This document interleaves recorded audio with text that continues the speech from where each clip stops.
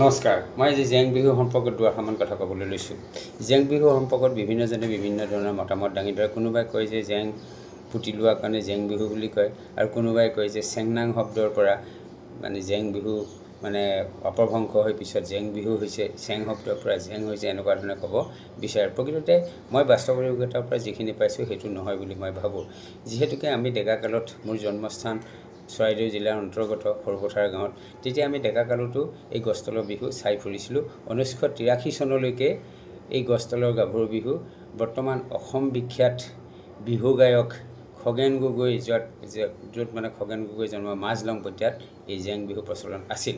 তেতিয়া ক'তো আমি গছতলত মানে জেং পুতি লোৱা দেখা নাছিলোঁ। কিন্তু এটা কথা ঠিক যে এই বিহু উৰুৱাৰ দিনাখন, গছতলৰ গাভৰু বিহু উৰুৱাৰ দিনাখন কি কৰিছিলে, ছোৱালীবিলাক জাকে জাকে পলাই গৈছিলে। বহুত ঠাইত 15-20 জনীকৈ ছোৱালী গছতলৰ গাভৰু বিহু উৰুৱাৰ দিনাখন পলাই গৈছিল। সেইকাৰণে সেই সময়ৰ কিছুমান শিক্ষিত বুদ্ধিজীৱী লোকে কৈছিল যে এই বিহু কি বিহু হ'ব, এই বিহু প্ৰকৃততে জেং লগোৱা বিহুহে।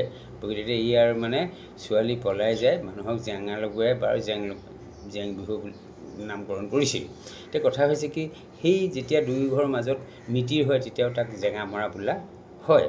ঠিক তেনেকৈ মৰাণমতক সম্প্ৰদায়ৰ মাজত এতিয়াও গছতলৰ গাভৰু বিহু প্ৰচলন আছে, আৰু তেওঁলোকৰ তাতো বৰ্তমান কালতো বিহু উৰুৱাৰ দিনাখন গোঁসায়ে যেতিয়া অনুমতি দিয়ে তোমালোকৰ যাৰ যি ইচ্ছা কৰিব পাৰা বুলি, তেতিয়া গাভৰু ছোৱালী 15-20 জনীকৈ পলাই যোৱা উদাহৰণ এতিয়াও আছে।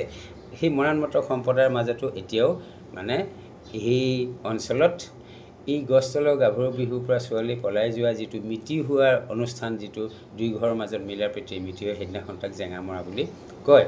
গতিকে এই মানে গছৰ তলৰ পৰা ছোৱালী পলাই যোৱা বা বিহুৰ দিনাখন ছোৱালী পলাই যোৱাৰ কাৰণেই তাক সেই সময়ত সেই অঞ্চলৰ মানুহে জেঙা লগোৱা বিহু বা জেং বিহু বুলি কোৱা হৈছিল, আৰু যেতিয়া মিতিৰ হয় দুই ঘৰৰ মাজত তাক মানে জেঙা মৰা বুলি কৈছিল।